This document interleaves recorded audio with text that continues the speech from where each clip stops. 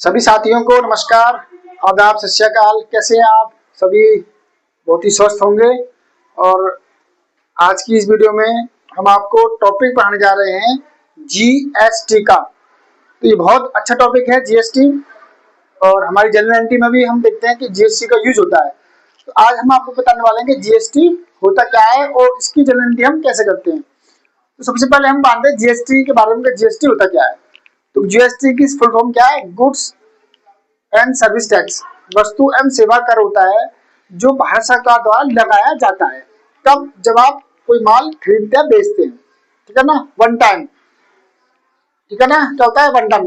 कोई भी वस्तु या सेवा आप खरीदेंगे या बेचेंगे, उस पर एक बार लगने वाला कर आपका जीएसटी है। जीएसटी से पहले एक होता था वैट। वैट में बहुत सारे टैक्स म्यूचुअल होते थे, ठीक है ना। तो गवर्नमेंट ने वो बंद करके एक टैक्स लगा जिसका नाम जीएसटी है। जो कब लॉन्च हुआ था? ये आपका लॉन्च हुआ था 1 जुलाई 2017 को ये लॉन्च हुआ था। उससे अब तक ये प्राइवेट रूप से काम कर रहा है। तो जीएसटी की कुल 3 फॉर्म है। हम बात करें कि जीएसटी को 3 डिपार्टमेंट में बांटा गया है। एक होती है हमारी सीजीएसटी, जिसको बोलते हैं central goods and service tax. ये जो हमारी, ठीक है ना, central goods and service tax. दूसरा हमारा SGST, state goods service tax. और तीसरा हमारा इंटीग्रेटेड गुड्स सर्विस टैक्स। ठीक है, 3 भागों में इनको बांट दिया गया है। जैसे ऊपर की दोनों सीजीएसटी और आईजीएसटी, ठीक है ना, ये दोनों कब यूज होती है? जब आप देश के अंदर और एक राज्य के अंदर, देश के अंदर व्यापार कर रहे हो और सेम राज्य के अंदर, सेम स्टेट के अंदर, उत्तर प्रदेश, ठीक है ना, उत्तर प्रदेश या पंजाब से पंजाब, दिल्ली से दिल्ली, जो आप सेम स्टेट के अंदर कोई काम करते हो तो आपको 2 टैक्स देने पड़ते हैं, सीजीएसटी और एसजीएसटी। इसमें एक हिस्सा जाता है सेंट्रल को और एक आता है स्टेट को, यानी कि 9% और 9%, तो मिलाकर आपको 18% जीएसटी देना पड़ता है। अगर 28% है तो 14% जाएगा, ठीक है ना, 12% है तो 6% जाएगा, ठीक है ना। इस तरह से आपको दोनों में पार्ट होता है, ठीक है ना। और आईजीएसटी जब आप स्टेट से बाहर, अदर स्टेट लिखा है ना, अदर स्टेट, जैसे पंजाब से दिल्ली, दिल्ली से मेरठ, सॉरी, पंजाब से उत्तर प्रदेश पहुंच गया, उत्तर प्रदेश से महाराष्ट्र पहुंच गया, महाराष्ट्र से आपका जम्मू कश्मीर से तमिलनाडु, तमिलनाडु से केरल। इस तरह से आप अदर स्टेट में जब पढ़ते हैं तो आपका integrated goods and service tax लगता है, ठीक है ना। समझ में आ गया? सीजीएसटी सेम स्टेट के अंदर और आईजीएसटी, तो आपके 2 टैक्स जाते हैं, ठीक है ना। एक तो इनपुट सीजीएसटी और एक इनपुट एसजीएसटी। जब कब जाएंगे? जब आप यहाँ माल खरीदेंगे, ठीक है ना। अगला आपका जब आप आउटपुट जीएसटी कब जाता है? जब आप माल बेचते हैं, sales of goods and service. तो इस पर भी आपके 2 टैक्स जाते हैं, आउटपुट सीजीएसटी और आउटपुट एसजीएसटी। ये कब जाएंगे? ये माल खरीदने पर और ये माल बेचने पर, ठीक है ना। ये कब जाएंगे? ये दोनों जब आप सेम स्टेट के अंदर, यानी कि ये वाला कब काम करेगा? जब आप यहाँ पर काम कर रहे होगे, ठीक है ना, सेम स्टेट के अंदर। अगर आप अदर स्टेट में आप काम कर रहे हो तो आपका एक और टैक्स लग जाएगा, इसको बोलेंगे हम आईजीएसटी, ठीक है ना। आईजीएसटी हमारा लग जाएगा, चाहे वो आप माल किसी अन्य राज्य से कर रहे हो तो इनपुट आईजीएसटी और आप बेच रहे हो तो आउटपुट आईजीएसटी लग जाएगा, ठीक है ना। तो हमने यहाँ पे 2 एग्जाम्पल लिए हैं, ठीक है ना। इनको देखेंगे हम। Good purchase from Mittal of 10,000 पर जीएसटी ऑन क्रेडिट। किसने उधार माल खरीदा है मित्तल से और उस पर 10,000 का माल खरीदा है, तो उस पर क्या लिया उसने? जीएसटी, ठीक है ना। तो ये मान के चलते हैं कि दोनों सेम स्टेट के अंदर रहते हैं, ठीक है ना। सेम स्टेट के अंदर व्यापार हो रहा है, मित्तल और जो भी है आपस सेम स्टेट के हैं। तो पहले एंट्री हम क्या बनाएंगे? सीधी एंट्री बनती है,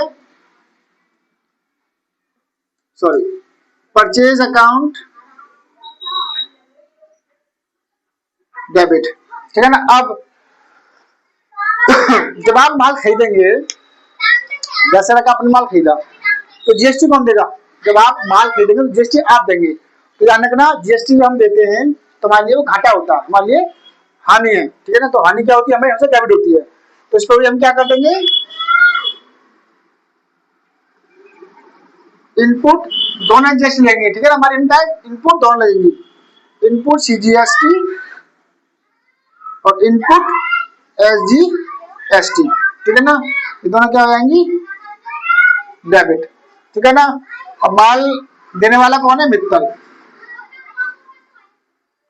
ठीक है ना। अब अमाउंट लिखते हैं, अमाउंट क्या क्या आएगा, ठीक है भाई साहब। अब माल खरीदा हमने 10,000 रुपए का। अब 10,000 के हिसाब से 9% इसको जाएगा, 9% इसको जाएगा।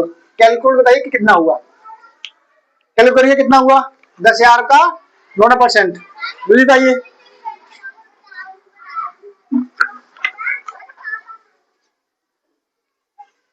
सी से लॉजिक लगाइए, 10,000 का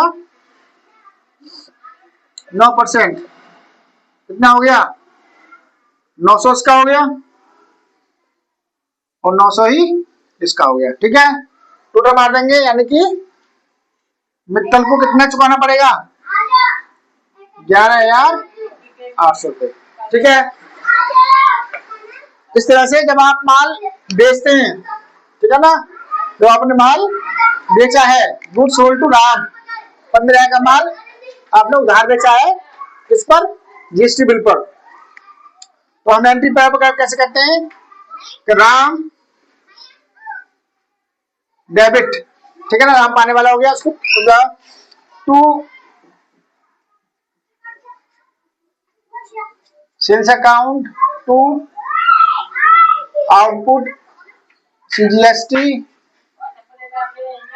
टू आउटपुट SDST, ठीक है ना। अमाउंट हम सेम वही लिखेंगे। और हमने अमाउंट कितना बताया, सेम 15,000 का 9% इनकी 9% इस पर जाएगा और 9% इस पर जाएगा। तो 15,000 का 9% कितना हो गया,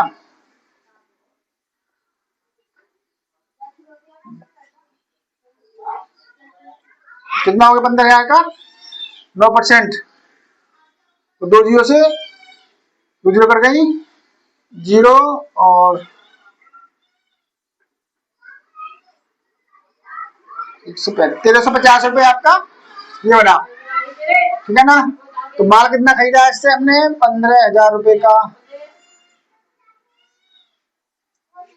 पहले लिखेंगे माल कितना खरीदा, 15,000 रुपए का, सॉरी। और GST बना हमारा 1,350, 1,350।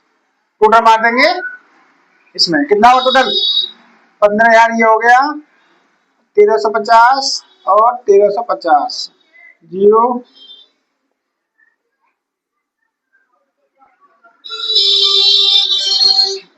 टोटल आया 17,700, 17,700, इसमें हमारा ये आ गया। तो आपने देखा कि GST किस तरह से लागू करती है, यानी कि जब कोई माल खरीदता है तो उसको GST पे करनी पड़ती है, और माल खरीदने पर भी और माल बेचने पर भी। तो हमें इससे पता चला कि GST हमारी माल खरीदने और बेचने पर दोनों ही तरीके से हमें GST पे करनी पड़ती है। एक टैक्स ये दिया जाता है माल खरीदने के बाद, जब आप माल बेचेंगे जब आपको GST देनी पड़ेगी। तो GST की एंट्री आपकी हमारी इस तरह से बनती है, ठीक है। आपको सभी अच्छा समझ में आ गया होगा। अगर ये वीडियो आपको अच्छी लगी है तो उसे ज्यादा से ज्यादा शेयर करें, और आप चैनल पर नए हैं तो चैनल को एक बार सब्सक्राइब जरूर कर दें, ताकि आपको समय समय पर नोटिफिकेशन मिल सके। तो आज की इस वीडियो में इतना ही, मिलते हैं अगली वीडियो में अगले नए टॉपिक के साथ। अब तक की वीडियो इतना ही, तो बहुत बहुत धन्यवाद।